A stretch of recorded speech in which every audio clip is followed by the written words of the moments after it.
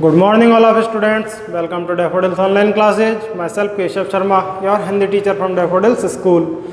तो बच्चों, उम्मीद रखता हूँ आपसे कि आपने अपनी ऑनलाइन एजुकेशन शुरू कर दी होगी और उनका होमवर्क भी किया होगा। जो बच्चे डेली होमवर्क कर रहे हैं वो अपने अपने जो भी सब्जेक्ट है, जैसे हिंदी का है तो केशव सर को, और EVS मैथ इंग्लिश है जो भी है, तो वो अपने दीपेंद्र सर के कॉन्टैक्ट नंबर पर शेयर ज़रूर करें। और प्रीवियस वीडियो में हमने देखा था कि हमने क्लास 3rd 4th 5th के लिए एप्लीकेशन राइटिंग का टॉपिक उठा लिया था, जिसमें हमने आपको एप्लीकेशन राइटिंग करना सिखा दिया था। आज हम क्लास 3rd और 4th के लिए अव्यय और क्रिया विशेषण टॉपिक लेके आए हैं, जिसके बारे में हम आपसे आज डिस्कशन करेंगे। तो आइए अपने टॉपिक की ओर चलते हैं, अव्यय और क्रिया विशेषण। तो इसकी डेफिनेशन देखिए। सबसे पहले तो डेफिनेशन क्या है? वाक्यों में प्रयोग करने वाले कुछ शब्दों के रूप में कोई परिवर्तन नहीं होता है। मतलब कुछ वाक्य ऐसे होते हैं, कुछ शब्दों का वाक्यों में इस प्रकार प्रयोग किया जाता है जिनका किसी प्रकार से परिवर्तन नहीं किया जाता है। ठीक है, परिवर्तन नहीं होता है, तो ऐसे शब्द अव्यय या अविकारी शब्द कहलाते हैं। ठीक है, तो जो शब्द ये उपयोग होंगे हमारे वाक्यों में, उनका परिवर्तन नहीं होता है, तो ये अव्यय शब्द कहलाते हैं। अव्यय शब्द का दूसरा नाम अविकारी शब्द भी होता है। ठीक है, तो कुछ अव्यय शब्द हैं, आइए देखते हैं। जैसे अपना तेज है, बहुत है, शीघ्र है, आज है, कल है, अब है, जब है, तुरंत है, तथा, कहाँ, हाँ, नहीं, और भी काफ़ी ऐसे शब्द हैं जो कि अपने वाक्यों में प्रयोग करने के बाद इनका परिवर्तन नहीं हो पाता है, तो ये अव्यय शब्द कहलाते हैं। ठीक है, तो आइए अब क्रिया विशेषण के बारे में भी जानते हैं कि क्रिया विशेषण क्या होता है। तो इसके बारे में देखते हैं, इसकी डेफिनेशन क्या है।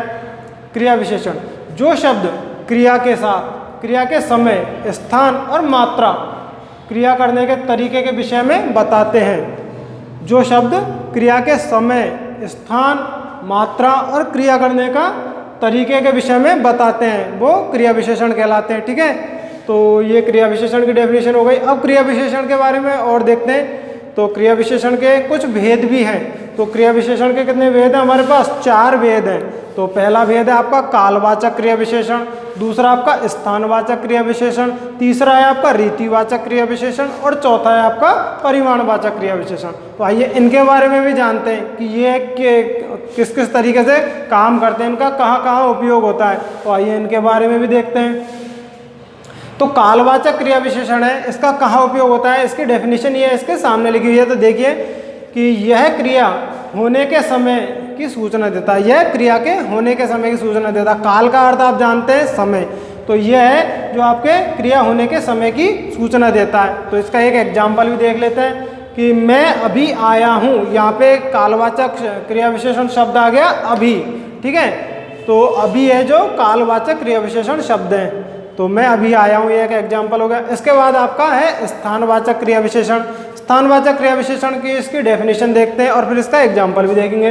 तो यह क्रिया होने के स्थान के बारे में सूचना देता है। तो जो स्थानवाचक है, तो स्थान तो अपने आप में ही अपना अर्थ बता रहा है, अपनी डेफिनेशन खुद बता रहा है कि स्थानवाचक क्रिया विशेषण यह क्रिया होने के स्थान के बारे में सूचना देता है, स्थान के बारे में बताता है। तो आइए इसका उदाहरण देखते हैं कि वहाँ बैठ जाओ। तो यहाँ पे जो स्थान आ गया अपने आप में प्रतीत हो रहा है कि यहाँ वहाँ पे है, सॉरी वहाँ है, जो कि स्थानवाचक क्रिया विशेषण का एक उदाहरण है।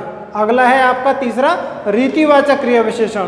तो रीतिवाचक क्रिया विशेषण क्या होता है कि उसमें मतलब एकाएक, मतलब कोई भी चीज़ है वो अचानक से आती है। ठीक है, तो मतलब कि जो भी चीज़ें होगी वो एकाएक होगी, अचानक से होगी। तो देखते हैं रीतिवाचक क्रिया विशेषण क्या है। यह क्रिया होने के गुण, तरीके और प्रकार के बारे में सूचना देता है। गुण, तरीका और उसके प्रकार इत्यादि और भी शब्द हैं, उनके बारे में यह आपको सूचना देता है। तो इसका एक एग्जाम्पल देख लेते हैं कि वह अचानक गिर गया।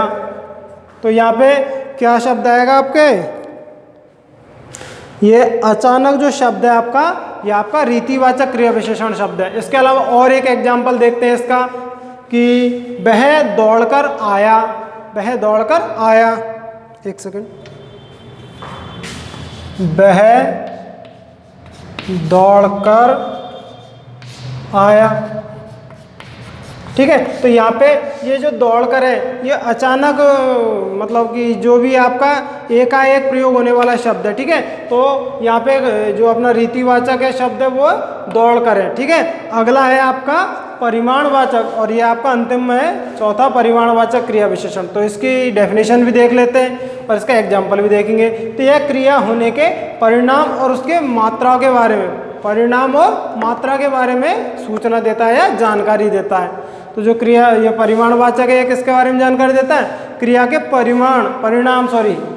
क्रिया का परिणाम और मात्रा के बारे में सूचना देता है, ठीक है। तो उसका एक एग्जाम्पल भी देख लेते हैं, थोड़ा मुस्कुराइए, ठीक है। और इसके अलावा एक और देख लेते हैं इसका एग्जाम्पल कि अध्यापक ने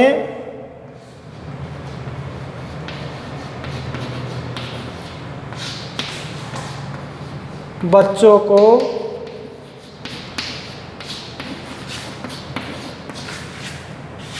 बहुत मारा, ठीक है। तो यहाँ पे मात्रा अपने आप प्रतीत हो गई। देखिए यहाँ पे जो बहुत शब्द आया आपका, ठीक है, ये आपका परिमाणवाचक क्रिया विशेषण शब्द है, ठीक है। तो ये आपका अव्यय और क्रिया विशेषण टॉपिक कंप्लीट हो गया। जिन बच्चों को ब्लैक बोर्ड से क्लियर दिखाई नहीं देता है वो जिस प्रकार मैंने बोला है अपनी नोटबुक में इनको फिल कर लें, और जिन बच्चों को ये दिखाई दे रहा है वो ऑटोमेटिकली कर ही लेंगे। जिन बच्चों को दिखने में प्रॉब्लम महसूस होती है वो बच्चे जिस प्रकार मैंने बोला है उसी प्रकार से अपनी अपनी नोटबुक में इनको फिल कर लें। तो उम्मीद रखता हूँ आपसे कि ये टॉपिक आपको समझने में आया होगा। आपको फिर भी कोई प्रॉब्लम लगती है तो अपने संबंधित अध्यापक से कांटेक्ट कर सकते हैं। Thank you students, stay home and stay safe and keep learning.